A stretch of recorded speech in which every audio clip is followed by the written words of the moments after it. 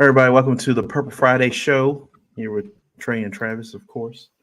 Ravens get a big win against the Cleveland Browns this past Sunday.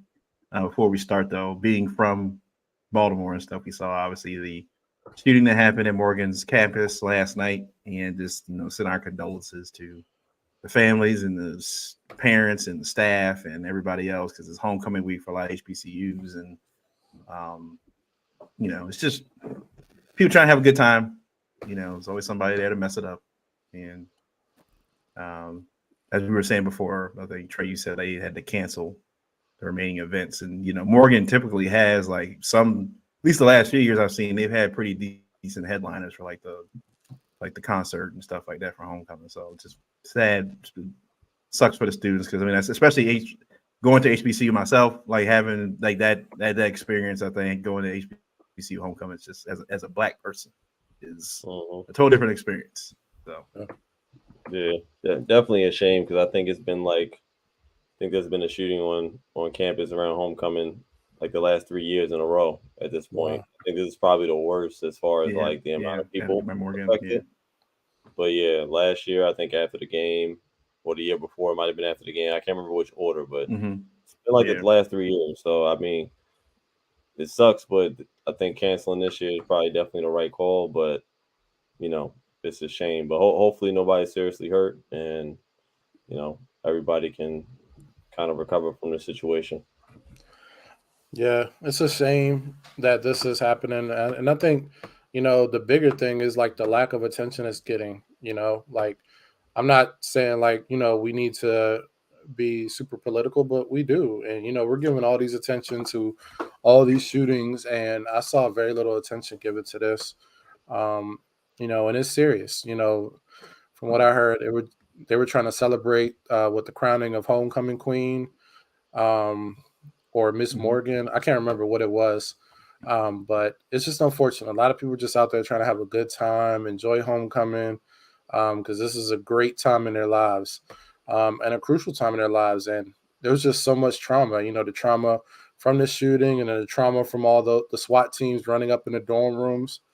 So, I hope they catch whoever's doing it and put a stop to this because it's sad. Yeah, and like you were saying, like the attention. Obviously, local news stations around here have been, it's been on the news. But we just a couple weeks ago we saw what happened. Like UNC had a shooter, not necessarily on campus, but near campus, and it was all over CNN and all over MSNBC. And this stuff happens. This stuff does happen in HBCUs. It does happen, but it doesn't really get a whole bunch of national attention outside of if you like the Roland Martins and people like that are attuned to black culture. Like if you're not watching the black culture shows and news and stuff, you're not really going to hear about it. So it is a college, it is a university, it is accredited. I think it deserves the same amount of attention that a UNC would get. But, yeah. Moving on to Ravens Browns. Look, my take. I listened to the first quarter. I was on my way back from church.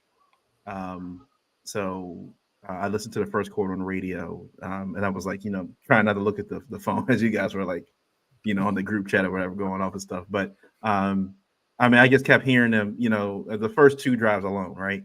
3 and outs. Like it was like 4 yards, 3 yards, -2.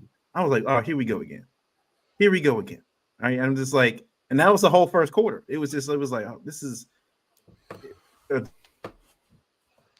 bad coming off a bad loss to the Colts. And I'm like, I figured like we get it together. And it just, I was like, here we go again. And then something happened in the second quarter.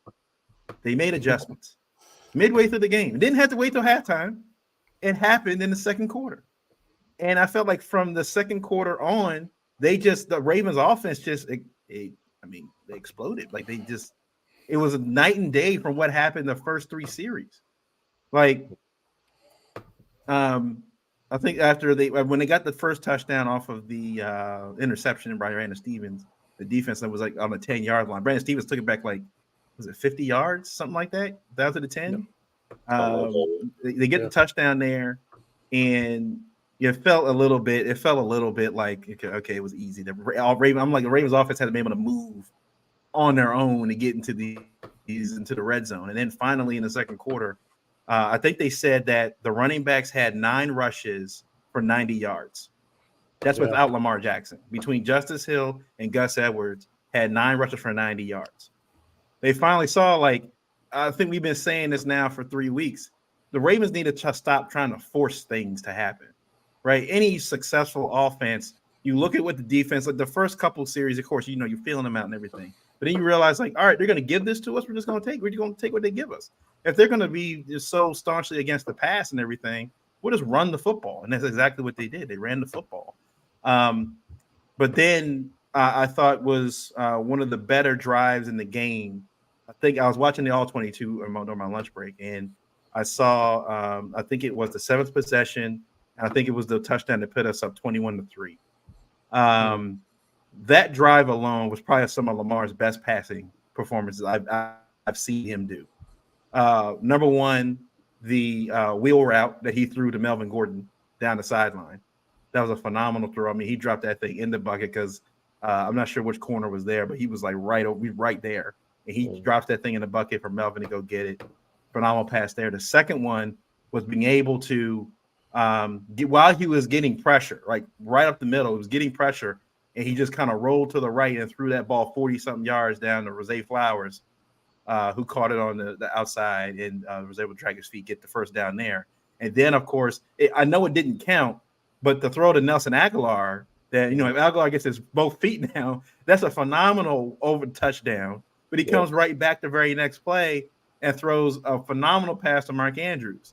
Like, clearly, when I first saw it, I thought a Browns player got his hand on it, and maybe it tipped up to Mark Andrews, and he just kind of caught it. But then when they showed the replay, like, he literally just threw that from Andrews to go get the rebound. Like, it was just went up, high pointed the ball, comes down with it. That entire drive does not happen unless Lamar makes those throws. And I think that also for Monken going forward gets more confidence in Lamar, saying, oh, he can do that. And I was like what the All 22 review guy said. He was like, you're starting to see now Lamar, not necessarily like he trusts Mark of course, but he's starting to get a rapport with Nelson Aguilar now. Yeah. Like, him and Nelson Aguilar are starting to click. Like, the last couple games, he's been like looking for Nelson. And then, of course, during the All 22 and those successful drives that he did score touchdowns, they showed Lamar looking off the safeties, checking his progressions. That we've been hearing from all these fans. He doesn't do it. He doesn't do this. We've seen the talking heads say the same thing. He doesn't check his progressions. I was watching All 22, and the guy was pointing out, look at Lamar, look down here. Then he turns here. Like he said, Monken has been telling Lamar, what's already wide open. You know it's wide open, but there are going to be some other opportunities down the field that will present itself. But I need you to look at it. I need you to find out if that presents itself. If it doesn't, you always got your safety valve right over here. You always got that. But I don't want you to be that be your first one. I want your first and second read to be, if there's a bigger play downfield and you can make it, do it. And you see Lamar looking for that play before he having to go for the safety route. And he did that on several drives. Again, I thought he did a phenomenal job. That one drive alone, that 7th possession that put him up 21-3. My one negative thing about the team, though, is the team as a whole, the offense as a whole, was in that fourth quarter. The conservative play calling was killing me. Like, we had 9 minutes left on the clock. I think it was still 21-3. And we know how these divisional games go, right? You give any opportunity to the Steelers, Bengals, or Browns to get back in the football game, because that crowd was quiet. They were silent. They weren't saying a word. All you could hear were Ravens fans. If they scored a touchdown and they had like 10 minutes left in the game, automatically that crowd's back into it all of a sudden.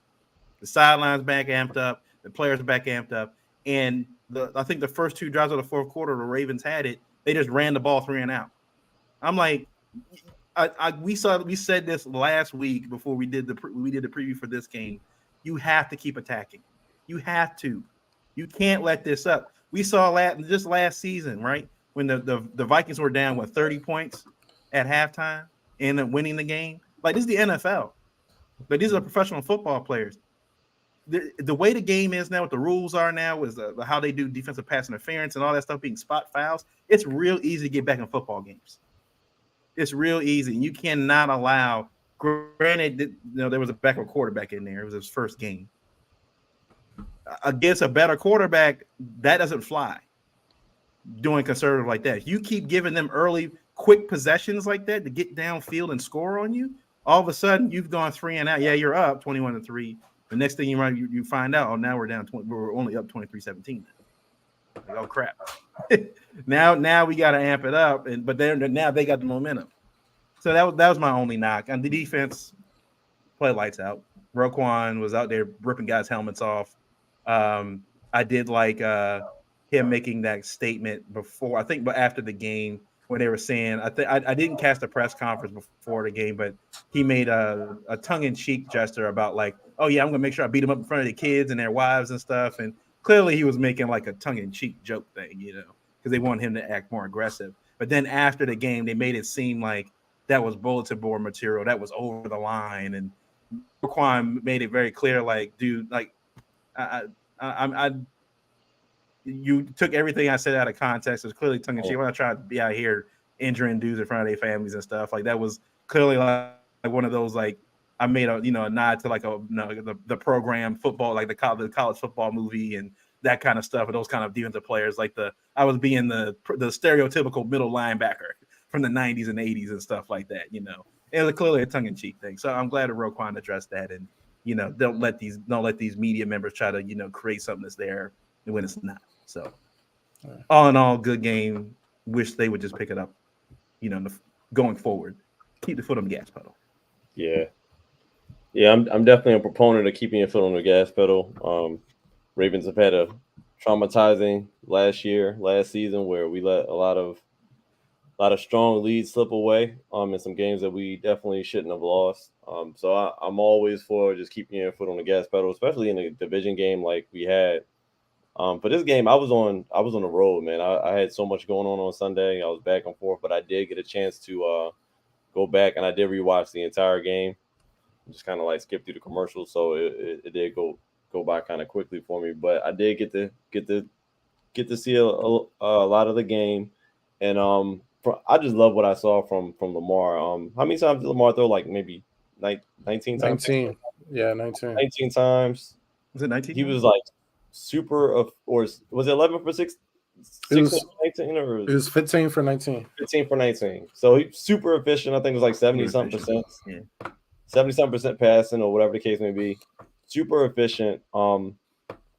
I've seen like the last couple of weeks we have kind of been adopting. It's just taking what the defense has given us, and it didn't really work out for us last week. But this past weekend, it worked out great. I mean, Lamar was kind of like just operating as a general would. He was pretty much taking every opportunity.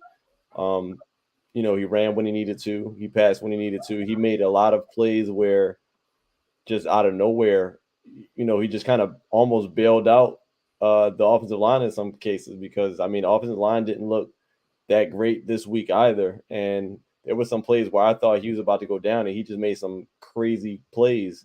One example was that play to Andrews where he was, pressure came strong to, I think, his right side. He started pushing out to his left side. He started pushing out to his right, and he threw like a quick crossbody slant back to Andrews, and Andrews made a guy miss. Yeah. Was able to get some yards. That play was like super impressive because it just happened so quick. And another one of the key plays that I was excited about was the play where he, pressure came up the middle, and he had to once again roll out to the right a little bit wider, and he caught Zay coming across. He was waiting for Zay, for that play to develop. I think that's a play that we've kind of been locking in on for a bit now. That Zay Flowers coming across the middle and just losing the DB. But Lamar was just putting it on the money. Like, his accuracy has been unreal this year, and he put that on display in his Cleveland's game as well. I mean, he was hitting guys in between the numbers. Like Miles brought up, about that drive where he threw that touchdown pass to Andrews in the back of the end zone. That Nelson Aguilar play right before that, like, that was a perfect play. And to come back the very next play and throw a touchdown pass to Andrews that made it even like, how do you show yourself up? He threw an amazing pass, which Yeah. should have been a touchdown, came back, shook it off, and threw a better pass to Andrews, where I'm sure we all like almost couldn't watch because we thought it was about to get picked. We seen like Mhm. three Browns players in the area, but when they showed the slow motion replay, you notice like, wow, Lamar put that in the perfect spot, just above the defender's hands. Nobody else could get it but Mark Andrews, who he knew had the ability to jump up and go get that. And Andrews did a hell of a job. And on Andrews, like we've seen the difference now week to week. Like Andrews is 100% now. So Mhm. you know, it's been showing in his play. I mean, he's not going to get any faster, but you can tell, you know, he's getting open a lot more and he's getting some of those 50-50 balls that, you know, we saw some misses early on when he was, you know, when he first came back and he was still a little bit injured.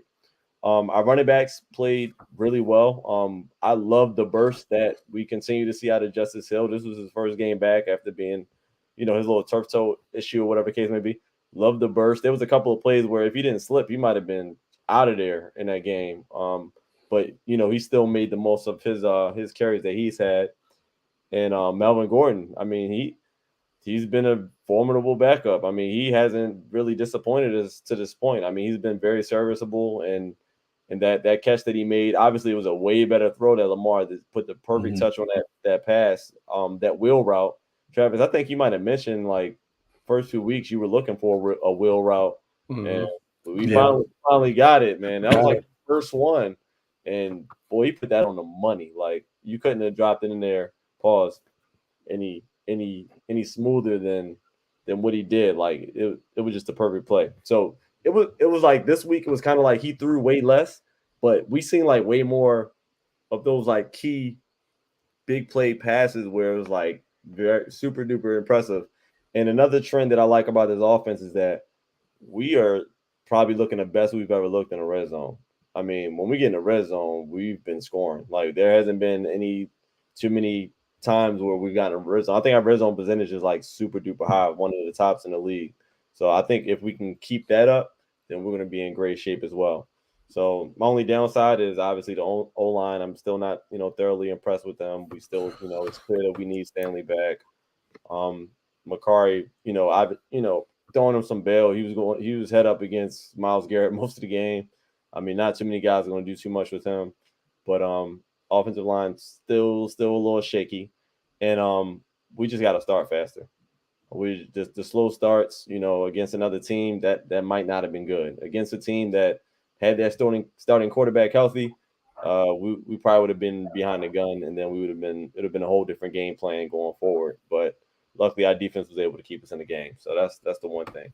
And defense, real quick, I mean, lights out, just like they've been every week.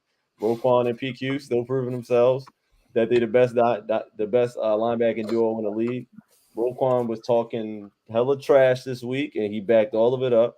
Mhm. Um, you know, obviously it's a backup quarterback, but man, like if that's the last, is that not the last person you wanted to be on a Monday morning waking up? Is that quarterback for the Browns? Like Oh they yeah, were he got hit. destroying him Smack. all game. Queen hit him. Queen hit him one really good Really time. good. Like Yeah.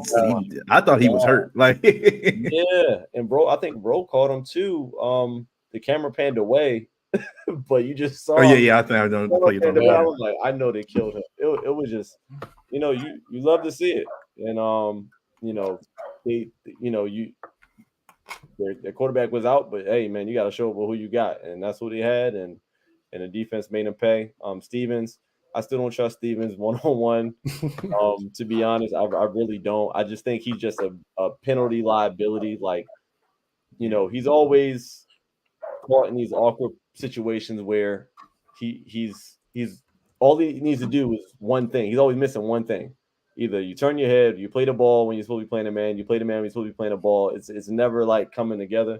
But he has been making the plays when we've needed him to make up to this point. So I can't be mad at it. But the penalties, you know, we just gotta watch those. Like I said, it didn't matter in this game because you know our competition, you know how we were doing, but you know that's just something I'm still concerned about going forward. But the rest of the defense, impressive, very impressive.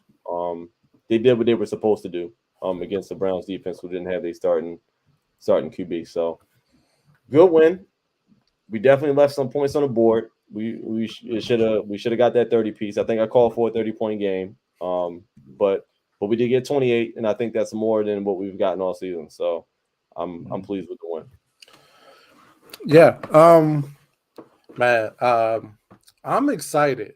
I'm excited about Ravens football right now. And the reason is we're nowhere from playing our best. Nowhere close. No, definitely not. Yeah. Nowhere close to playing our best. Like, I think, we're all in agreement that we are just taking offensively, we're taking what the defense is giving us. And that's solely because we're putting like electric tape over the offensive line. You know how back in the day you break something, your grandfather just put some tape on it. That's what we're doing with the offensive line right now, and it's serviceable. It's not good. It's not awful. It's more like terrible. So it's good enough for us to win games. But you can tell, like, that's our strategy. Like, we took more shots within that second quarter, the third quarter range, and then we kind of like pulled it back in, and then we're like, let's get out of here. Let's try to just get out of this game healthy. Yeah, when we started to adjust and take some more shots, that allowed us to like really give ourselves some cushion. But offensively, I'm really impressed with Tyler Linderbaum. I saw a highlight. I didn't get a chance to look at the all 22, but I saw a highlight of just the effort he was giving blocking. And then, I think it was Cole Jackson was showing this highlight of him like falling into like a second block. Yeah. And they were calling it the Linderbaum lean back. Because apparently he's done that before. Back crack block or something like that. Yeah, so I mean, he had a good returning game. At tackle, I don't know what to do. I mean, Patrick McCarry is solid, but he's not blocking Myles Garrett. He's not at all.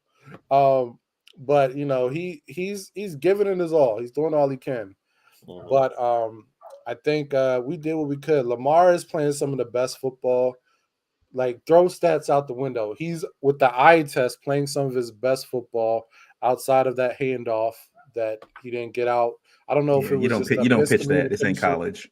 You just pitched it. Like, you don't do that. Yeah, I don't know what went wrong. Like, probably thought Gus was back there a little taller or something. I don't know. Yeah. Or like he had the wrong track or something. Like, he was like right here. I think he thought it was closer than what he was. Yeah. And it looked like he was getting ready to hand it off, and then the last minute was like, "Oh, look, and I think he lost grip of it." And that's fixable. I mean, it sucks. Yeah. Like, it sucks. It shouldn't happen, but it's fixable because it just seems like we're still getting a feel for the offense. So, but Lamar is playing great ball. I mean, he's throwing the ball like no other. 74% completion percentage. I forgot that stat I put in the chat about like what Lamar is like. He's like top 7 in passer rating, number 2 in completion percentage, and then he's like top 7 in yards per attempt. So it's not like he's playing bad ball at all. He's not having a lot of opportunities to really like chuck it deep or, to get big yards because we're just taking what the defense gives us. But he's commanding the offense. He's getting his yards on the ground when we need them, not just to get them, but when we need them. And he's been such a strong runner inside the red zone. I know we complained about like why we don't use Lamar inside the red zone. And this year we're getting like an overdose of it to where I think Miles is like, all right, we don't have to get the Lamar the ball every time inside the 5-yard line. That seems to be the go-to, man. So every time they get in there, it's like he's walking in there too. He's walking in there. That man is strong. But I mean, overall, like you all said, like he's getting more trust in his receivers. Nelson Aguilar, I mean, I think our third leading receiver last year was definitely a tight end. And he's now our third leading receiver. Defensively, we're just awesome defensively. And they're not even full strength, man. Like, this was crazy. And I gotta show love to my man Brandon Stevens. I give him a lot of flack. Y'all give him a lot of flack. My man made one play finally. One play. He almost took it all the way. Yeah. I'm glad he got back up. I'm glad he got back up. He wanted to lay there. Yeah. So, I mean, I think we're playing so physical. I think we smacked that quarterback around. We were pretty solid in the run game. I think they had 112 yards of total offense, Yeah. and that's amazing in today's NFL. That's amazing, even with the rookie quarterback. Um, so really, hats off to the defense. I'm excited for us to continue to grow. I'm excited to see Van Noy to see like his contributions because he made an impact in like 12 plays. So great game overall, with a lot of room to grow. I think we still have a long ways to go, but we're getting there. Yeah, I think I'm looking at here total yards for net yards passing. They threw 73 yards passing. Wow. So yeah, total yards was on 166. They were averaging 2.6 yards per play. I think Amari Cooper So- had one catch, I believe. And I think Njoku 6 had targets, 1 reception for 16 yards. That's it. 16 yards Yeah. from Amari Cooper. Shut up. And we talked about that right before during the preview. Like that was one guy we were worried about, Amari Cooper. I think Njoku only got he got 6 targets, but he only had 46 yards. So they did a great job. Look, I think Roquan having that offseason, being the leader of that defense now, like last year, he's coming in as Chuck Clark still got the green dot and stuff, and he's the middle linebacker, but doesn't really feel like he has control of the defense. You can clearly tell now he is having a mental impact on that team. They're playing a lot, like you said, they're playing a lot more physical now. Like they're hitting guys. Like they're a lot more adamant now. Like Jadeveon Clowney's playing phenomenal right now up on the line. Geno Stone's got 2 picks now. He actually looked like he was trying to score this time. Like he wasn't trying to go for the sideline. He was actually trying to score this time when he got the pick. That's what they were saying. Like you look at now, like Marlon Humphrey's not even out there right now. Marcus Williams wasn't out there. Odafe Owe and Ajabo are still hurt. Bowser is still hurt. Like you still have several guys. You're still missing a lot of players. I mean, Jalen Armour Davis was hurt. I think Arthur Millette got injured during the game. Now, luckily, I don't think I saw any of those guys on the injury report. So I think Millette and all the rest of them, and Worley, I think they were just stingers and they're fine. But they're not even at full strength on defense. They're not. And look, a lot of credit to Mike McDonald. He's had to put a lot of guys in the secondary, especially moving guys around, guys getting hurt, putting guys here and there. Guys know what they're doing a really good coaching job, position coach wise and coordinator wise, of making sure guys know what their responsibilities are. Yeah. And then Roquan, of course, being on the field coach, letting guys know where they need to be and stuff like that. So phenomenal job there. And it seems like now that the offense is starting to pick it up, because I've seen some of the other all 22s. The wheel routes have been there. Like they've run real wheel routes with Justice Hill, especially. It's just that either Lamar is not looking to that side or they're just covered up. So the wheel routes are there. So I think that now that he's seen Melvin, I don't know if Lamar had enough faith in Melvin Gordon or Justice Hill to catch that ball. But I feel like you don't know until you do, right?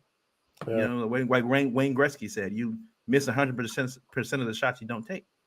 So it's like, I think as Lamar gets more comfortable with everyone, getting them the ball and Monken and them telling like, look, man, these are routes designed so that you're not just keying on Mark Andrews. You're not just keying on Zay Flowers. Like we want to make sure, like we saw in the I think it was the Bengals, was the Bengals game where he threw to like 8 different receivers. Like that's what we want.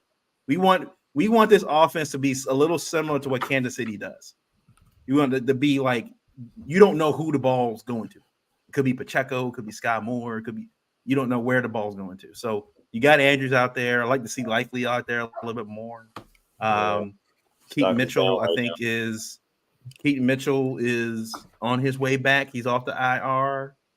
He's got 21 days to kind of continue to look okay, and then he's back on the roster. I think that's going to add a whole nother element when he's back, when he gets on the field. So look,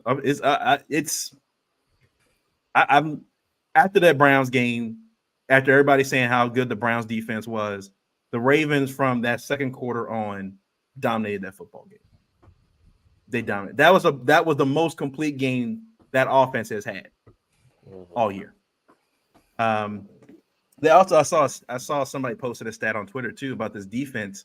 Actually, I took a selfie of it, whatever, screenshot.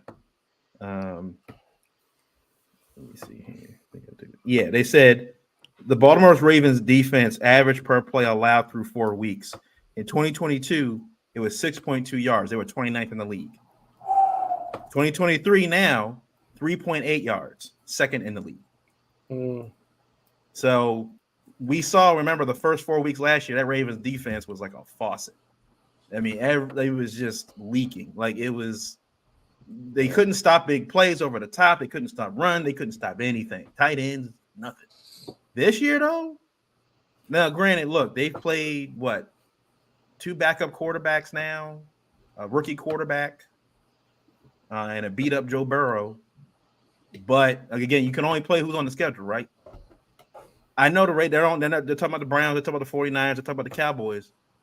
This Ravens defense, they looking pretty good, and they're not even at full strength. I think when Marlon gets back out there, that's going to even allow like Kyle Hamilton to do more damage than what he's been doing already.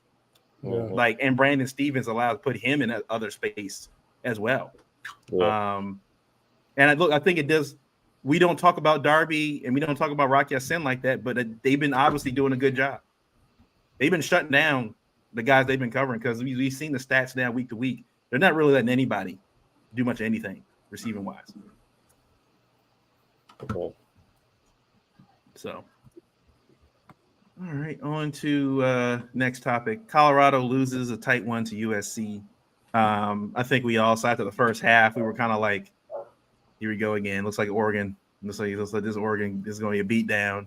But after halftime, they came back. They got within 1 touchdown.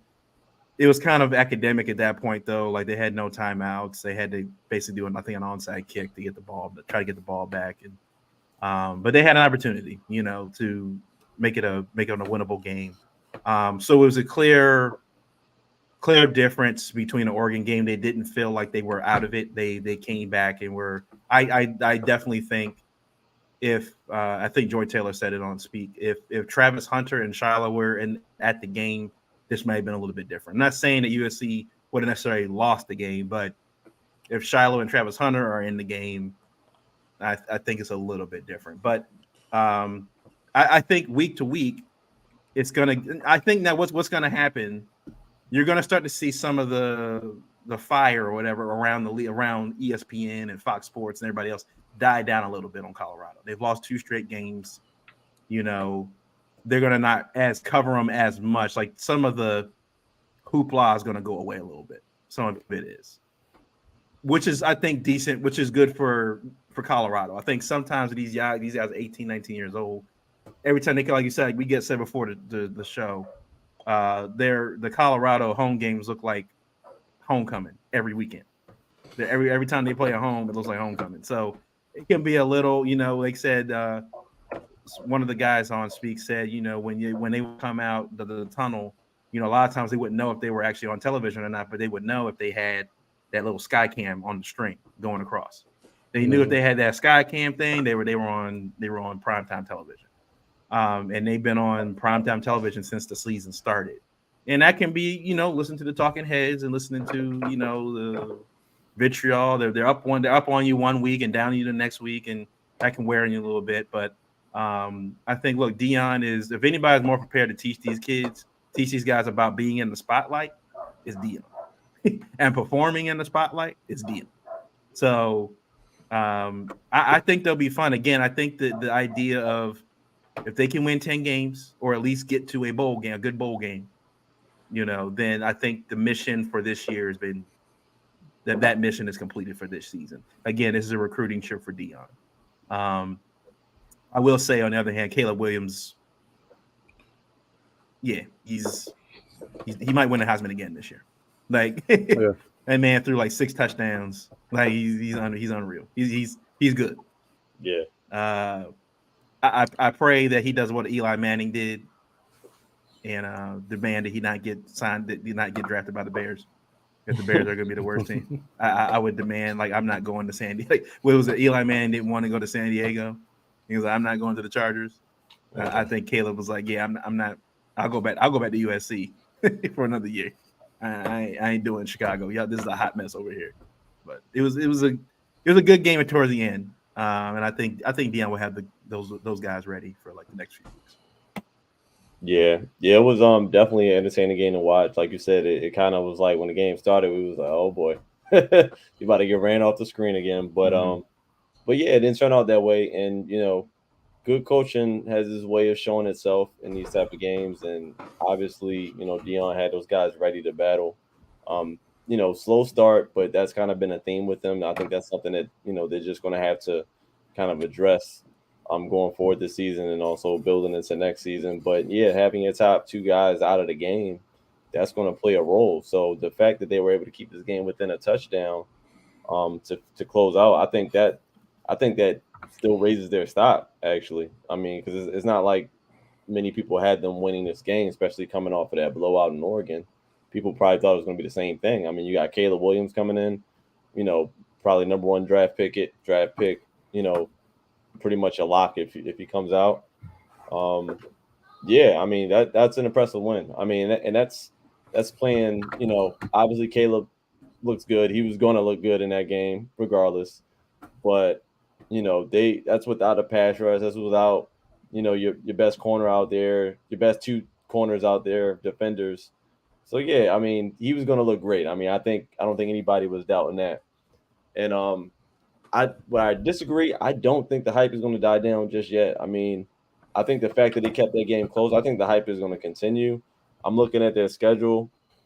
Their next game against Arizona State. Arizona State, yeah, It's that's winnable. That's winnable. Yeah. scheduled for 6:30 p.m. So that's set up for damn near prime time game right Yeah, there. yeah, that's They true. play Stanford the week after that, 10 p.m. game, another prime time game on a Friday night.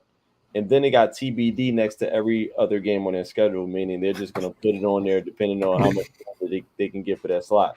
So that tells me that I don't think the hype is going to die down just yet. And I think as long as Dion is over there, that for I just think it just kind of comes with the territory.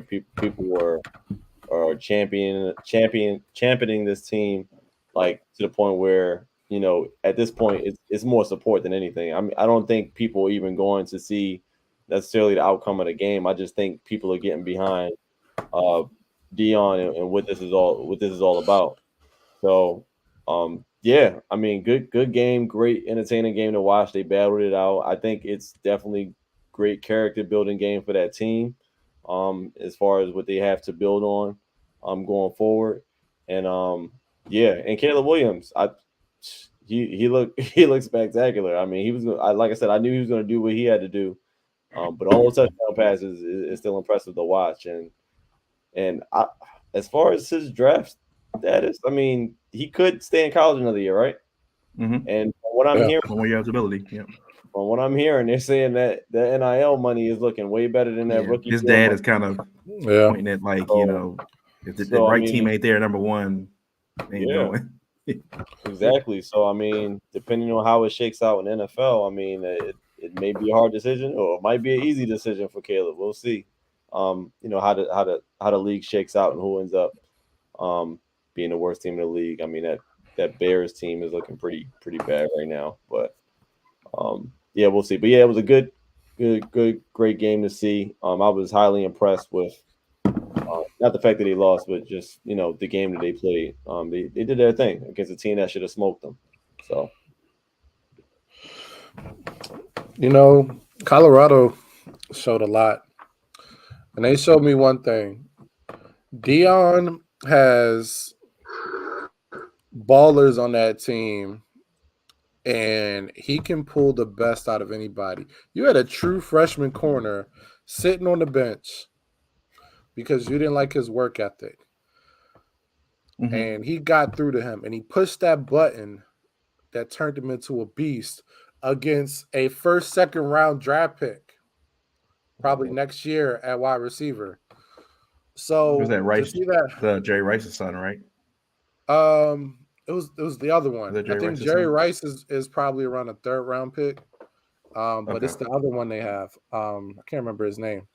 But for him to be able to push that button in and McLean to be able to play like that in this type of game, in that spotlight, it just encapsulates Dion's like whole coaching aura and his talents and the things he can do.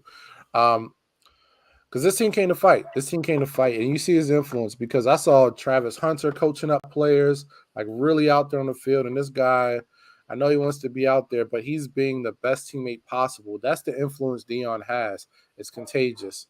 But honestly, I think this Colorado team, after seeing that game, they're a lot better than the way they've been playing all season. And they have more potential than what we've been seeing all season. I think as time goes on, they're learning. These coaches are learning because we're seeing more things out of the defense than we saw in previous games. Um, so I think they have a potential, probably not to run the table, but to be a 9-win team. They just have to keep on growing every week. But I think for them to really take that next step, they need the O line, D line, and they need that offensive coordinator to kind of step it up. Yeah. He was very conservative, and then the clock or play management at the end of that game was very rough. I know Shador said that he checked out some plays in the runs, but I think at that point you have to be so in tune, and your coach has to have you together to understand like what is needed in that situation. And those run plays really cost them a chance to really get back in the game and tie it up. So, in addition to the timeouts, I forgot to state that, but Colorado's here. They're here. I mean, you play a generational talent because that's what I think Caleb Williams is. I don't see any flaws in his games.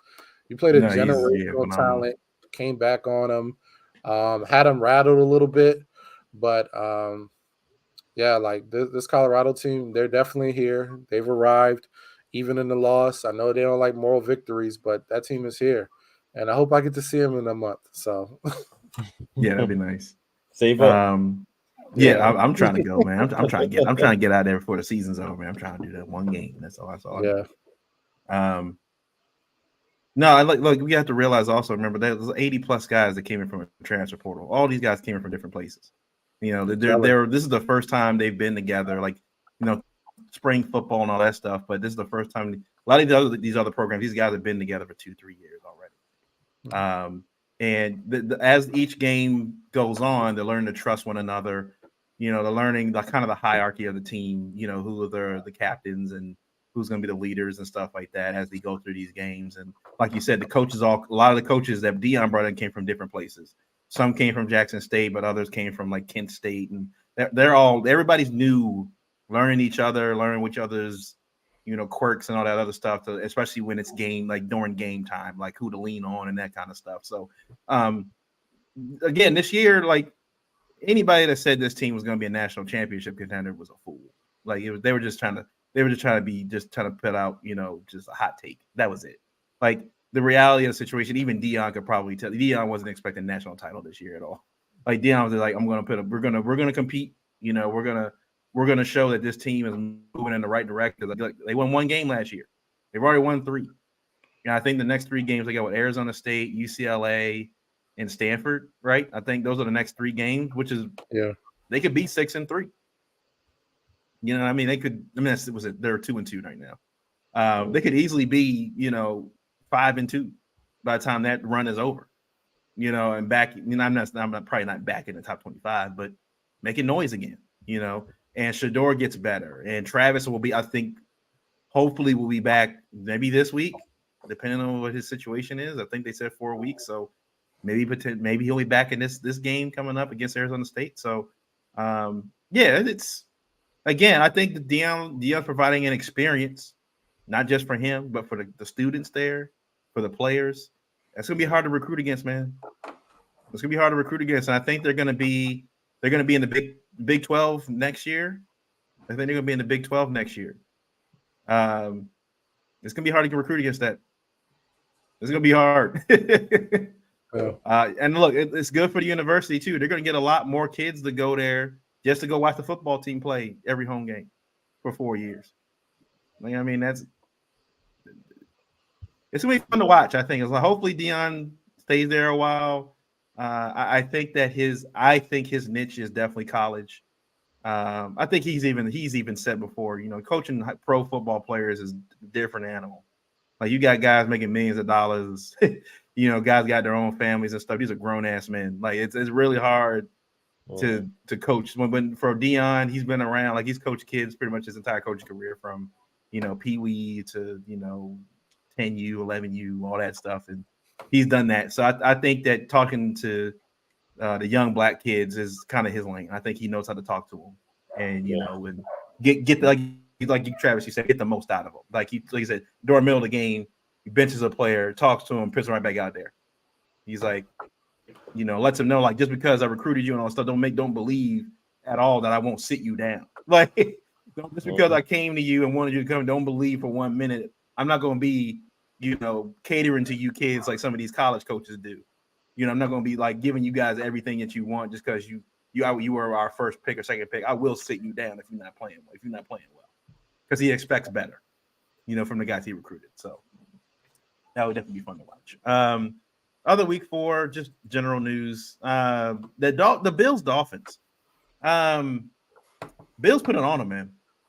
Dolphins go out there and put 70 points plus points on the Broncos. Everybody during the whole week, everybody is talking about how the Dolphins are now the kings of the AFC East. Hadn't even played the Bills yet all season. Bills were like, nah, we ain't gonna do it. Josh Allen went off. Stephon Diggs went off. Like, it's Stephon Diggs did the Stone Cold thing. He took 2 beers and smashed them together and did the, flipped them. Like, it was, the Bills crowd was rocking and stuff. So I think it was as two. Now I thought what was interesting in the post game for Tua, he said it was a humbling experience for some of us. Basically saying after that 70-point win, he's not saying who, but there may have been some guys on the locker room that were feeling themselves a little too much. And if we remember last year, the Dolphins were in the same spot last season, tearing up they were scoring 40 plus points. Offense was electric. They were beating teams no one expected them to beat. They were on fire. Then 2 injuries started happening. Then they lost like 4 games in a row. They didn't win a game all the month of December. And then they lost in the playoffs to it was like 19-12 or something like that. Some crazy score, some wild score. So all of that offense was great, from September through October. But, come December and January, that's when it needs to be happening. So him making that statement, I thought was like a little shot. I don't know who it was. But some guys in the locker room apparently would feel themselves a little too much. Yeah, I mean, I'm not mad at it. I mean, it's not like he individually pointed nobody out, but I mean, he's saying how it is. So I mean, whoever, it's a message to somebody. So I mean, at the end of the day, it's a week-to-week league, and there's no better example than what happened on Sunday. I mean, you go out, you put up 70 points the week before against a lackluster team who we all know is not good. It's really nothing to boast about. I mean, it's always impressive when you can put up that many points against any team in the league because at the end of the day, it's still the NFL. So yes, it was impressive. And on paper, it looks like they should be doing that like all the time. But the fact of the matter is, when you got a new team coming in, or when you're going to visit a new team, and you got it's a new week, all that stuff got to go out the window. There hasn't been teams who wins games off riding high off of the week before. It just doesn't work like that in NFL. And I think a lot of guys probably were humble in that situation. And the guys that weren't humble, I don't really understand it unless they just intentionally came not to play. And that wouldn't make any sense. So, I mean, I don't think this Bills game is going to determine how the rest of their season goes. I think it was probably a slap in the face to them that, y'all just like the rest of us. Y'all pull yourselves right back down here off your high horse, and you're going to have to scratch and pull for these wins just like everybody else does. So I didn't catch much of that game because I think I was on the same time the Ravens game, and like I said, I was traveling back and forth. But I did see with Stephon Diggs, like he put on a show out there. I mean, it looked like a lot of missed tackles on defense, so like a lot of sleepy play out there. Like people were just blown coverages. Like it was a lot going on that I saw that didn't look like what I've been seeing for the last few weeks from Miami. So I think they'll get it together. I mean, they got the squad to do it. Everybody can get got in this league, no matter how many points you put up the week before. It just simply does not matter. So, Hmm. shout out for the Bills for actually playing probably their best game this season. I Yeah, best mean, game, yeah. I was never low on the Bills. I think I told y'all when we were doing like predictions before we started on one of our first shows when we were just predicting the divisions and things. I never got low on the Bills. They still got to me what it takes to kind of take this thing pretty far. They're always going to be, one of the top teams that I will be concerned about playing if we had to see them in the playoffs. So yeah, good one for the Bills and Miami. They gotta get their stuff together. And just like that win that they that they couldn't get over in this Buffalo Bill from that Denver game in this Buffalo Bills game, they better get over this Buffalo Bills loss, or it Yeah. can snowball into something crazier. Yeah. I've been looking since we started this topic on what the weather was, like the temperature, because I feel like it caters to the whole thing that Miami can't win outside of hot weather. Like cold Um, weather. Yeah. yeah. So, it was a hangover. I mean, I totally think Miami was better than what they played, and I don't think the Bills are as good as their. Well, you can't be that good to put up 40 points every week. Yeah. I think it was a combination of like the Bills were ready to play, Miami was a little hungover. I don't think this game indicates the variance or the distance between these two teams talent wise. I just think one just came ready to play. I think the Bills are a good team. I was down on them solely because I thought they had too much drama to overcome, but I guess they figured it out. I don't know, but yeah, they're playing good. They had that first game where that was really rough, but they're playing pretty good. I know they're flawed defensively, but I mean, you got Stephon Diggs and Josh Allen and Gabe Davis. You're in the ball game, and they got a talented young back in James Cook. Um, I'm a little nervous to see how Miami reacts to this. Are they going to come out playing hard? Are guys going to still be feeling themselves? Because they have a lot of personalities on that team. But we'll see how they respond. I think Mike McDaniel has been doing a better coaching job this year. So hopefully he gets the guys up and ready for this next game. Lets them know, like, hey, quit smelling your oats. That was the Broncos. That's not the rest of the NFL. So we'll see how they respond. But I totally think these teams are a lot closer than what the score was, and they'll be in the thick of things at come playoff time. Agreed. Yeah, it's a divisional game, and the Bills, they were tired of like we won the division like the last 2 years. Like Yeah. Dolphins hadn't won nothing. Why are y'all giving the crown to them already? They haven't even played us, so that was enough ammunition for the Bills to go out there playing at home. DeMar Hamlin on the field for the first time, since his cardiac arrest, and so yeah, the stadium was already emotional and amped up. So yeah, that happens. Divisional game against an opponent. Like I said, I agree with you, Travis. Like they're not. Both teams aren't too high and too low. Like that was just a game and a vacuum in time. Like that's kind of one of those things. Other week 4 news: the Chandler Jones situation. Just praying for that man. I don't know what's going on with his situation. He was arrested for violating some protective order. Said he was sent to some kind of institution against his will. I don't know what's going on with Chandler Jones. He was saying a lot of stuff the last couple weeks, saying about somebody touching a little kid or somebody abusing a little kid, and Hunter say he did something about Hunter Renfro got involved somehow. Like he had his jersey and I don't know what. Again, he only knows what was going on in his own head. I'm hoping that the Raiders did put out a statement saying that they're about getting him help or getting him some kind of evaluation done, because the stuff he was saying was a little, I don't know, just Yeah, like off the wall. Like, yeah.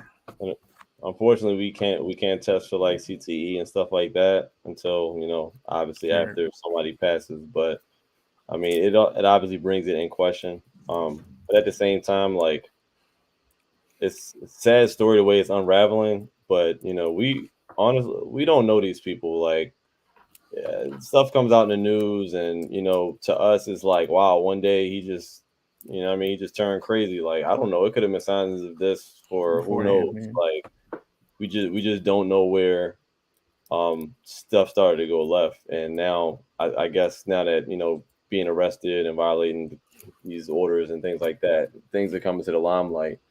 But it really ain't much to say on the matter. I mean, thoughts and prayers to him and his family. Hopefully, he can get some type of treatment, because it doesn't sound like he needs to be thrown in jail. It sounds more so like he needs help. So hopefully that he'll receive that help, so that it doesn't end in ways what we've seen in the past with other players suffering from mental illness, where it's involving harming someone or harming themselves. Yeah. Right. So yeah, man, it's just a very very weird situation, very sad situation. Hopefully, he gets help that he needs, and yeah, thoughts and prayers to him, his fam, and all those involved.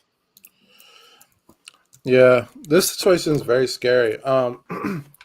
And I've dealt with someone very, very close to me that went through, um, a period of mental health episodes, and this feels very similar. And it's something that can just develop over time, and sometimes you don't see the signs coming.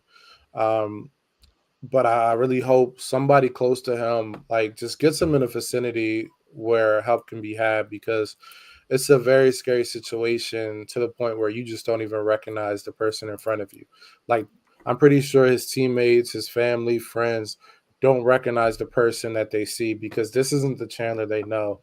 And it's not that Chandler is a bad person or this or that. There's just something really affecting his mental, Mm-hmm. and that's causing it to work in a way that's not in his character or who he is. So I really hope somebody can really just pull him up, help him get the help that he needs, whether it's like just therapy or actual medicine. I just hope that happens for him. I just want the best outcome for him, because that's a very scary thing. Sorry, my toddler He wants to give his take. He wants to get his take in. Yeah. No, yeah, it's a sensitive situation with him, and I just think it appeared to come out of nowhere, but I guess if you look at past maybe social media posts, and there may have been. Hi, Daddy. Hey, say hi. Hi. Yeah. So hopefully he does. Hopefully he gets the help he needs. Yeah, that's wrangling kids. Who gets help he needs? 1 to 10. Move on to them. 1 to 10. How done are you? 1 being like 10. It's okay. You only got to 10 finish. being. I was going to say the Taylor Swift obsession. The NFL seems to have. I told my wife, I was like, it has to be. This got to be like this was planned. This has to be. It's got to be right. Like it's a little too convenient. It's a little too convenient. And then of course they showed, I think during the Jets Chiefs game, they showed tickets for Taylor Swift's movie that's coming out. That's documenting her tour right now. And they showed it on the screen in the MetLife Stadium, and the fans just booed, like they were booing it. Like they're trying to force this. Clearly, the NFL wants. Look, the only way the NFL grows is by growing its fan base, right? What better than Swifties, right? What better than Swifties? Like let's get these. Like I don't know who the creative director is or who the marketing director is for the NFL, but who decided? Yeah, with a fan base that's mostly rural, okay, white rural men for the most part, and black people. Taylor Swift came to mind. Like that's the person you're going to bring out. Taylor Swift.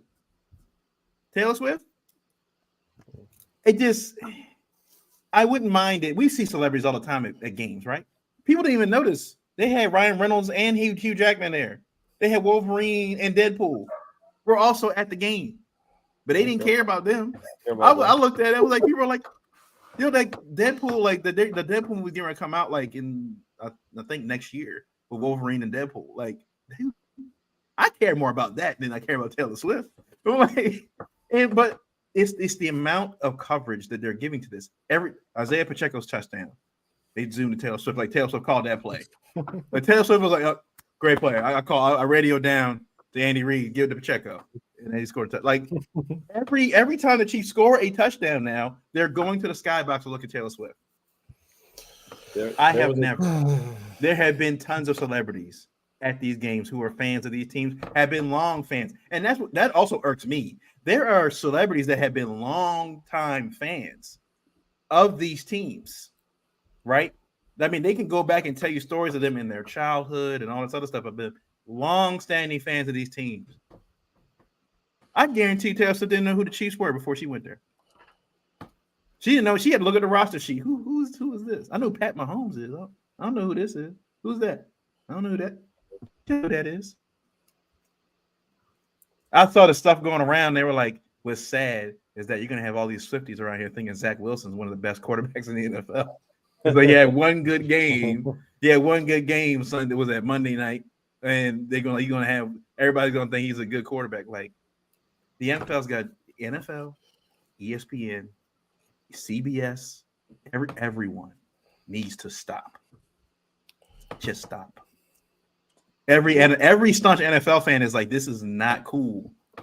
I guarantee. Look, I wouldn't be surprised in a few weeks if you see a Swiftie game where every time a team, either the Chiefs score a touchdown or a team scores a touchdown, they play a Taylor Swift song after they score a touchdown or a big play. They play a Taylor Swift song. Or there's a Taylor Swift line of women's clothes coming out with the NFL logo on it, with the NFL apparel, Taylor Swift jackets and whatever, clothes and shirt and pants and stuff. This has to be planned, right? Right? Yeah, this has to be planned. I would not be surprised. This is got rollout written all over it. Like, I wouldn't even be surprised if the relationship is fabricated at this point. The way they're just pushing it, like, it's just crazy. Like, I mean, I totally get it. It's definitely annoying as hell for us, but obviously after that Chiefs home game that she was at, that first one, and jersey sales, viewership, sales spiking 400%. They said Monday Night Football was one of the most watched in a long time. Monday Night Football. Yeah, like Taylor Swift was there. It's insane. So, like, I mean, what do you want the NFL to do? I mean, I know what we want the NFL to do, but what do you expect the NFL to do? I mean, they're going to continue to ride this wave until they're no longer making bread from it. I don't see that coming very soon. What's crazy is that it was a time where the offense scored a touchdown and they used to show the flash of the offensive coordinator box, and now just don't even see the offensive coordinator. They would show Andy Reid usually. Right? Andy Reid's got the sheet. Yeah.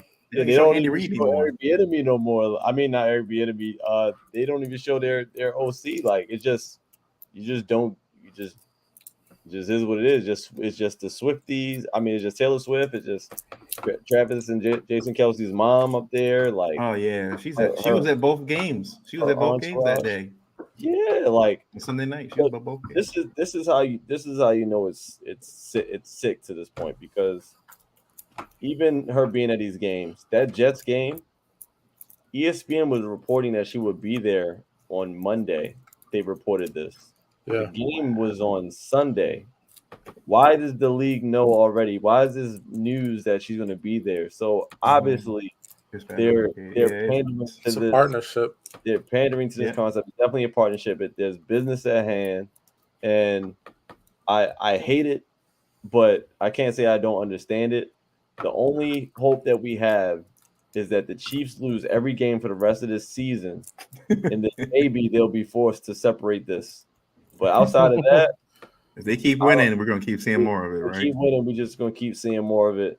And Travis Kelce, roll your beer back. I'm done. Yeah. Man. I mean, I'm not mad at it. I mean, I don't care, but I'm not mad at it because, like, I get it.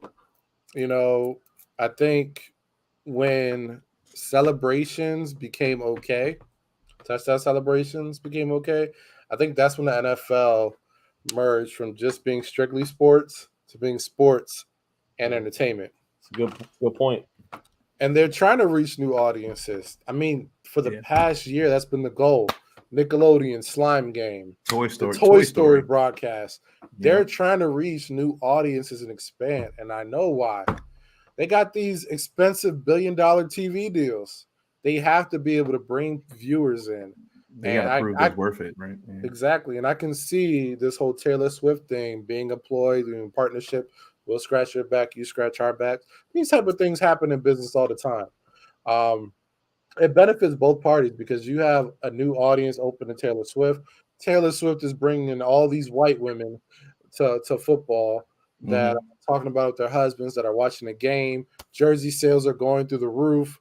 Um, it makes sense. I mean, the game averaged 27 million viewers. That's Yeah. like that's It's like peak huge. playoff viewers. I mean, and I think Yeah. the peak for the game was 30 million. So it's working for them. I mean, people are tuning in. This is going to be a story that probably can carry on throughout the year, and I'm not mad at it because if it allow that salary cap to go up so the Ravens can keep on re-signing players because Matabuke is about to leave us, like I'm all for it. So I ain't mad at it, man. I understand the business. It's cool. It's cool. I don't care about Taylor. Yeah. Yeah. This next time, let's bring Rihanna. Let's bring Rihanna to let Rihanna be the Ravens, ambassador. I'll be fine with Rihanna that. and Lamar date. Yeah, Rihanna Lamar. Let's do ASAP it. Rocky, come Let get Rihanna your Lamar. Let's do it. LJ. Let's do Leave it. Dump ASAP ASAP and get Rocky. LJ. Yeah. LJ. Get you a Lamar. I Get love you it. an efficient quarterback. Get you a high percentage throwing quarterback. Right. All right. Let's before we get out here, let's go ahead and cover this Ravens Steelers week. Let's Week go. 5. Playing. I think we're at Pittsburgh this week. At Pittsburgh. Obviously, look, Steelers. The Texans put it on them. I want to say they stomped them, but they played a really good game against. I'll give a lot of credit to the Texans. They at the end of the year, we look at that game and we got past them like, oh, they should have beat the Texans. At the end of the year, that Texans team might look it was going to look a lot better than what they started with because I think D'Amico Ryans, CJ Stroud is already looking like he's getting better each week. It appears. Mm-hmm.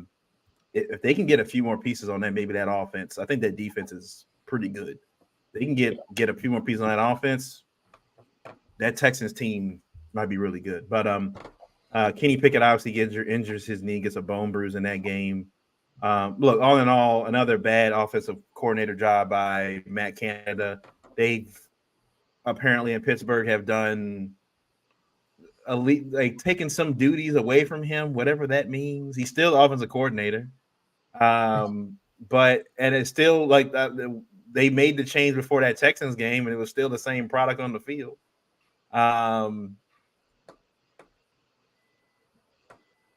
Look, I would say going into this game, the way the Ravens are playing versus the way the Steelers are playing, this has the recipe.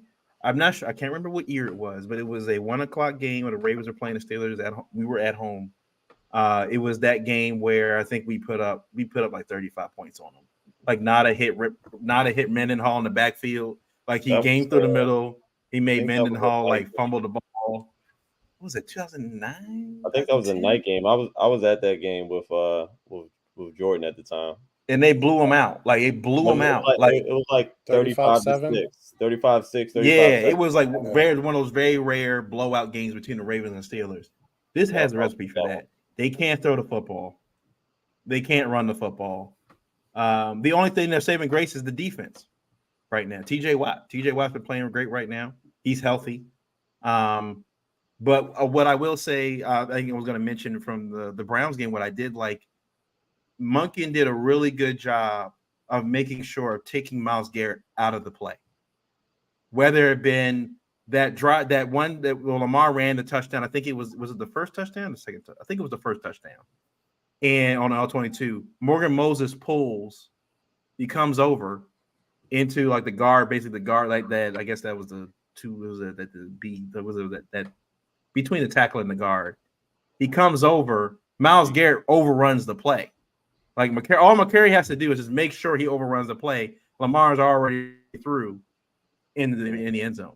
There were several times during, especially that second half of that Browns game, where they found out where Myles Garrett was and made sure, all right, we'll put a person on this side. Or Lamar moved Ricardo on this side, Ricardo on this side, or whatever, and they had extra protection to protect against Myles Garrett. Fairly similar what's going to be happening, I think, with TJ Watt. I mean, look, outside of that front four, it's very similar defense to what they've been playing against the Texans and what they played against the Colts and now the Browns. Their front four is really good. Secondary is very suspect. And Travis, like you mentioned, like we said I think on the group text about the Colorado game, it wasn't until Colorado started taking shots downfield that they started getting back into that football game. That's what the Ravens, I think, once they got into the second quarter and on in that Browns game, and they started taking shots down the field and running the football, where they dominated that football game. Let Lamar throw the pass to Zay Flowers, throw to Mark Andrews, throw to Nelson Aguilar. Like, that's when they finally started opening things up. So now, industry report-wise, Kenny Pickett is limited with a knee. I think they're expecting him to play for this game. Cole Holcomb is limited. Dan Moore, the offensive lineman, did not practice with a knee. Okafor, the other offensive lineman, did not practice. They had 4 O linemen that did not practice today. Did not practice. It was only one of them was for not injury related. The other ones did not practice because they were injured. Now for the Ravens side, Armour Davis was limited today. Rashad Bateman was a full participant today's practice, so he's expected to be out there. Odell Beckham was back, limited. Justice Hill, limited. Marlon was finally back on the practice field today, limited. Keaton Mitchell was a full participant today, but I think they have to wait 21 days. Since he's coming off of IR, they have to wait 21 days before they can move him to the full roster. Really? Or no, they have 21. My bad. They have 21 days to decide to put him back on IR. Right. And for another 4 games. If it passes 21 days and he goes back on IR again, then I think he's done for the year. Because I think they could only, was it 8 players? Then they can carry, I think 8 times there's 8 players can go on IR and they come back to the full roster. So he's a full participant. I don't know if he plays. We'll see. Morgan Moses did not participate. Shoulder injury. Adafe Elway did not play, obviously. Ronnie Stanley was a full participant, which is good because last week he was limited. So he was full. Marcus Williams, full. I expect Ronnie Stanley for the new additions this week. I expect Rashad to be out there, Odell to be out there because it's Ravens Steelers. It's big game. Odell's going to want to be out there. Even if it's just a decoy, Odell's going to be out there. I expect Marlon to be playing this week, and Ronnie and Marcus. So they're going to have a full complement of guys that they didn't have the first 4 weeks for the most part. They had Odell for 1 week, 2 weeks. But they're going to have a full complement of guys. If Ronnie Stanley's out there on the left side, if he's healthy, that's going to be a huge win, I think, for the Ravens. And if Morgan Moses is out, you move Macari up to the right side. I think that does well for the Ravens over the line, cohesiveness-wise. I think Macari just plays well. I think, Macari plays well anywhere you put him, I think, on that line. Not great, but he does play well. But the way that Monken's been designing these run plays with Lamar and several of these pass plays, and Lamar showing in that Browns game against Myles Garrett with pressure, being able to make those throws and being confident in the guys getting the ball and making plays upfield, I think that Browns game for the Ravens coming to the Steelers came at the perfect time for them. He's going again to Pittsburgh.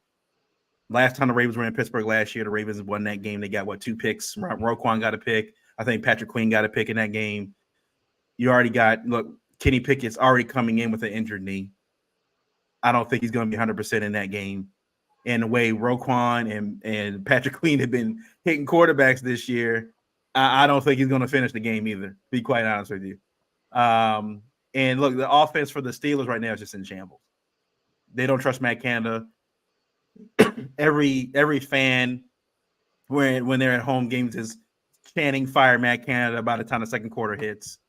So, excuse me. I think that I don't think much of what the Ravens ran last week changes. I think they saw what happened from the second quarter on. I think they run similar plays, play action plays. Again, if Odell is out there, adds another wrinkle to this because it allows Zay Flowers to move around even more freely.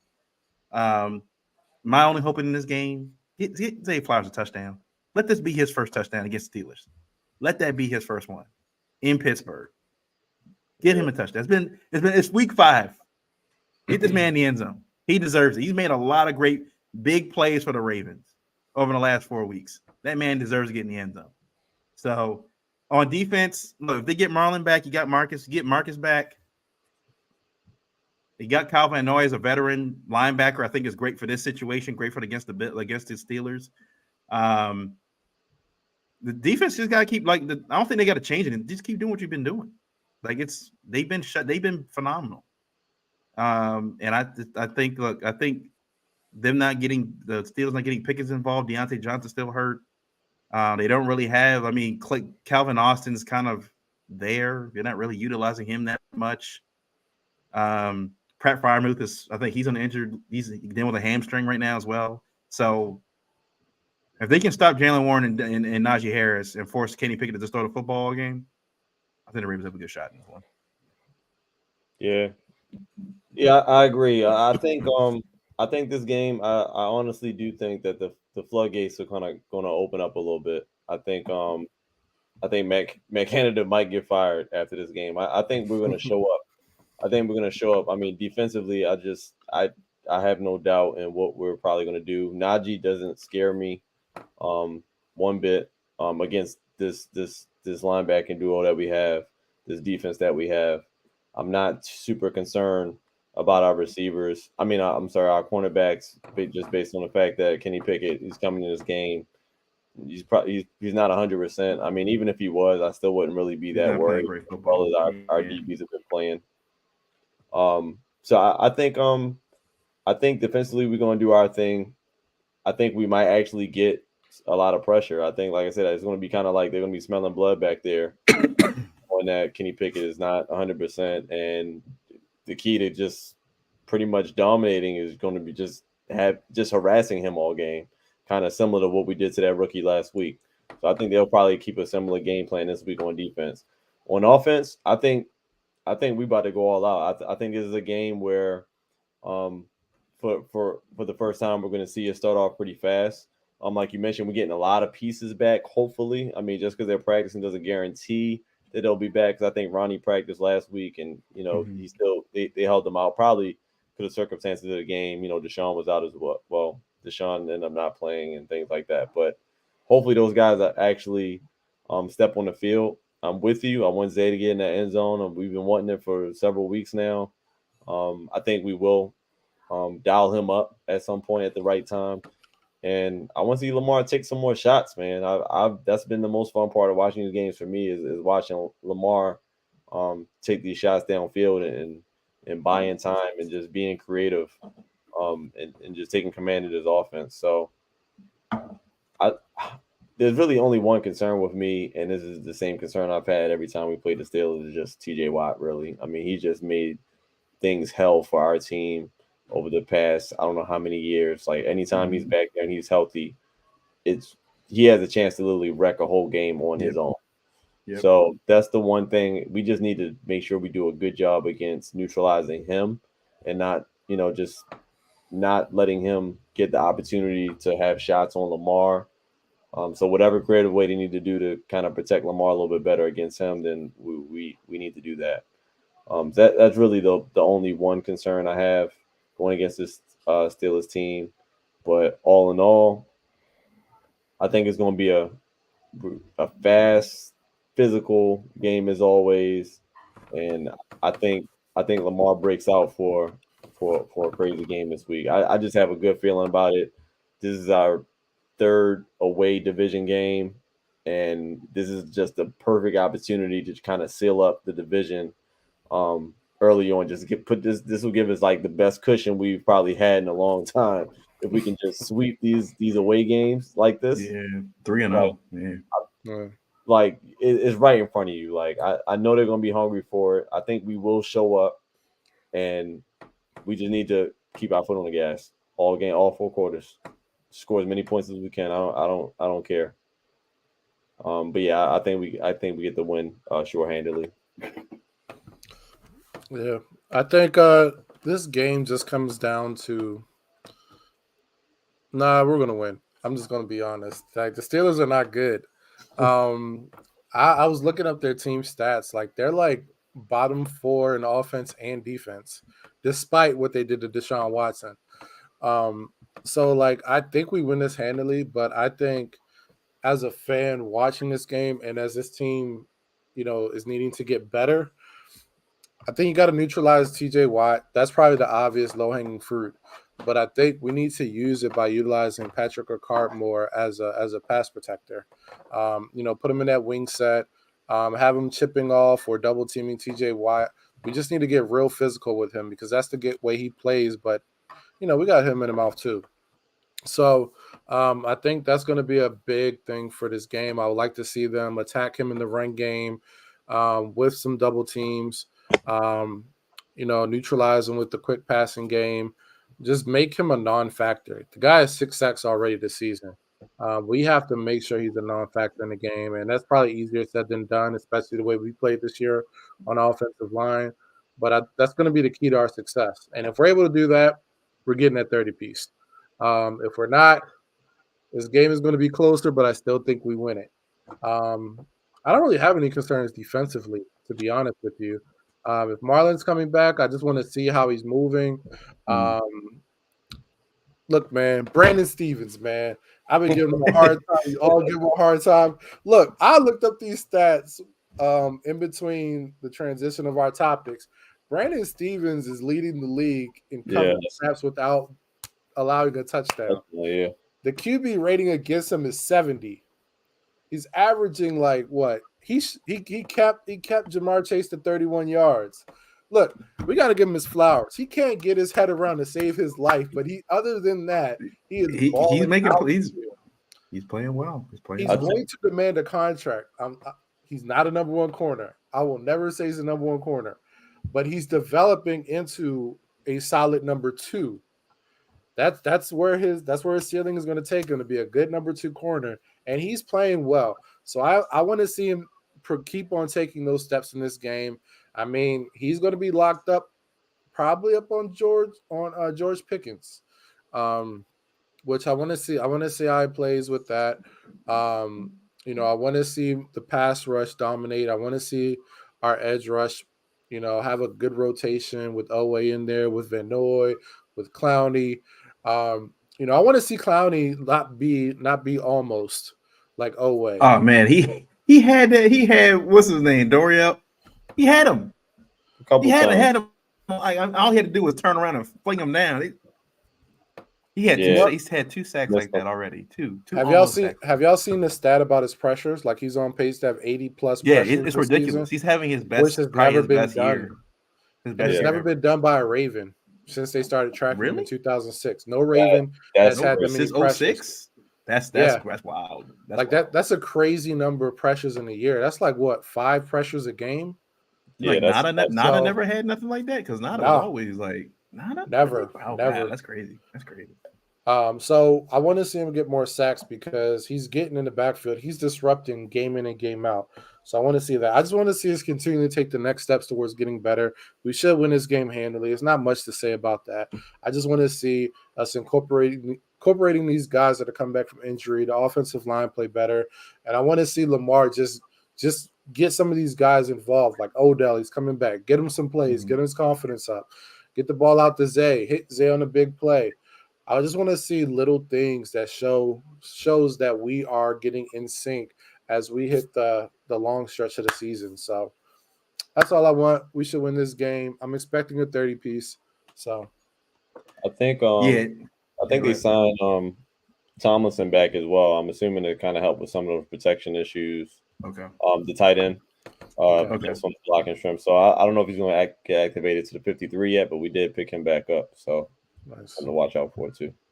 Yeah, I'm really just pushing for Zay to get in the end zone because I remember when Mark Andrews caught his touchdown, Zay was like, all 5'9" of them. So just like was draped like Mark Andrews is like 6'5", and Zay was like trying to like was just like so. I mean, Zay is like again, you're a rookie. This is your first NFL experience. So, but you can tell Zay is like a team player. Like he's not out there complaining like Jamar Chase, the Bengals. He's not complaining. About not, scoring the end zone. He knows it's coming. He knows he's going to get his opportunity to score. But I'd like to see him get in the end zone. I don't care if it's jet sweep or reverse play or a straight pass touchdown. Like, just get that man in the end zone. That'd be nice. Yeah. And also, I think on purpose, Mike McDonald held Kyle Hamilton back this game. I think he did on the Browns game because we didn't really see him a whole bunch.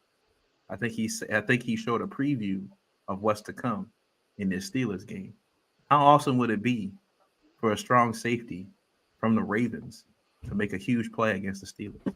I know we're all very familiar with Palomalu in the AFC Championship game or division. I think it was the AFC Championship game. We were driving down the field and Palomalu comes around the corner, gets a fumble, strip sack, and turns the thing for a touchdown. Ends the game. Yeah, we need that. I love to see Kyle Hamilton do what he did against the Bengals. Was it the Bengals? Texans? No. Colts. It was the Bengals. Colts, yeah. No, it was the Colts. Yeah. It was Colts, you're right. I would love to see him do what he did to the Colts. Do that to the Steelers, the kitty pig. Yeah. Now, I also think that, look, Roquan... Marlon comes back, you'll have a lot more freedom to do that. Yeah, that's what I'm saying. If Marlon is back out there, this could get real spooky real fast for the Steelers. But I think that Roquan, his attitude I feel like every week, his attitude, it's gotten a lot more aggressive. Every week 2.0. I'm listening to the press conferences and I'm listening to the pregame and stuff, and I'm like, they're in the huddle, and like Roquan, it seems like every week is just getting more and more. I don't know if he's doing coke before the game or nothing. I don't know what he's doing. Drugs. He's never had to play for something though. Yeah, he's never had to play for organization. Yeah. But that's what he said. Like I think he said it in the Browns game. At the end of the Browns game, he's like, if you got, or he said it the post game for the Browns. He was like, if you need bulletin board material for the games in each division, you don't want to play football. You want to play football, and that's why I think we've been missing a middle linebacker is. Again, I don't want to make these comparisons to Ray Lewis. That mindset. Like, I loved watching that video of Ray Lewis and him looking at film. I love that. That Ray Lewis is like taking it upon himself, and him and Roquan. I don't know who reached out to who, or if the Ravens kind of did it. It was just like getting these guys like just letting a legend teach another. Hopefully legend in the making with the Ravens. Just getting picking piece from him. But it appears. Roquan is just bringing another level of energy each week, and his defense just showing it. Again, the sacks they've been getting since the season started. I mean, they got to be averaging close to 3 or 4. We remember last year we were complaining about there were several games we would go without getting a sack, getting one sack the entire game. And now the Ravens are getting close to a sack 2 or 3 every game at least, and that's not even coming from the line. Like. Once the line starts getting it, like Matabike and a Clowney, if whoever the outside linebacker is, with a Daffy, with a Jabo, and a Jabo may be out for the year, from what I heard. But whoever is going to be out there, if they start getting, this defense. And not to mention, go watch it after this ends. If you haven't seen the press conference from today, Patrick Queen. You can tell he's just feeding off. He's in a different zone, man. Yeah. He was talking about something that Mike Tomlin said to him. I don't know if it was last year or the year before, but I guess Mike Tomlin was yelling at him during the game. He said, "You ain't no Raven, And PQ, he said it's personal to him, and he took some type of offense to him saying that. And he said that's what he's going into this game with. So I don't know what's gotten into these guys, but I love it. I love it. Was It's a We new haven't seen this in defense. This is what Baltimore's years. Yeah. been missing. But please I go back love and it. watch that again, because I would I love to listened see to this. it today in the car driving home from work, and I was just like ready to drive off the road. I was just ready to run through a brick wall. I was hyped. So yeah, I would love to see the Ravens defense just get like a little like what's the flashback for like 2005, 2006. It's yeah, coming. Just dominating. I want to see them Yeah. go out there and just like lay out Kenny Pickett. To be fair, look, I don't. Man, This is Ravens Steelers week. I don't usually promote guys getting hurt, but I want the Ravens to lay out Kenny Pickett this week. I want somebody to punch George Pickens in the mouth. Like let's. I want to see when they get contested balls in the air and stuff, and if Brandon Stevens knocks it out of his hand, I want to see Brandon Stevens in his face. I want to see them like just like yeah. yo, this is what it is. Like y'all ain't ready for this year. Y'all ain't ready for this year. it's coming. Y'all ain't I ready.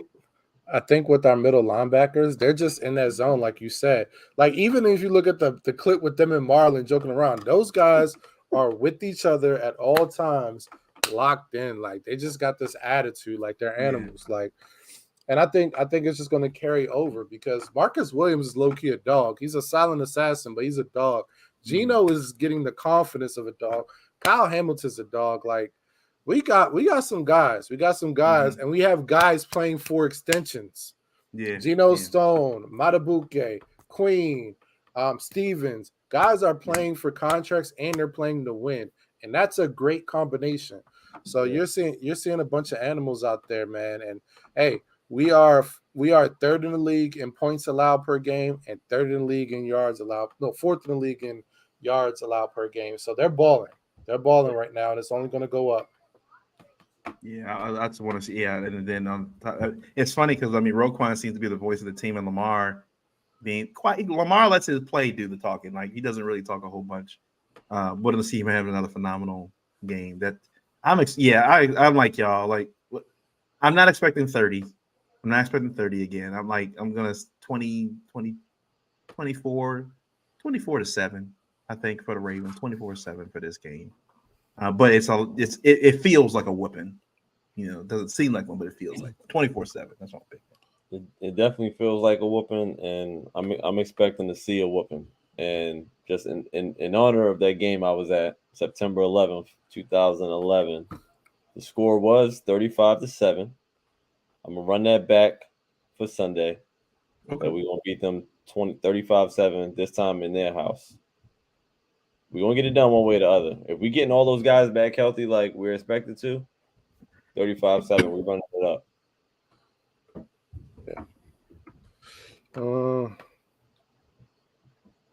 I say 30-0, man. I think we bring it. 30-0. 30-0. Shut out. It's personal, man. And I think the Steelers, look, if we give up a touchdown, I ain't gonna be mad. But I think we dominate them. I don't think the Steeler team is ready to play or at all this season. I think that 2-2 is an anomaly. I mean, they were going against the Browns team. We saw how that offense was. So I think we come to play. And I think, for some of our guys, it is personal, like PQ. And we take that next step. We're healthier offensively. We're healthier defensively. So I think we're gonna see something special this week. 30-0. Love that. Yeah. All right. I guess that's it for this week. Before we leave, shout out to the Orioles. They played their first playoff game on Saturday. So at home, they're playing the Rangers. Rangers beat the Rays. So the Rangers are moving on to the division series against the Baltimore Orioles. So I know Camden Yards is going to be jumping on Saturday. Let's get this W. Ravens get a W on Sunday. So it sounds like a good weekend to me. Weekend.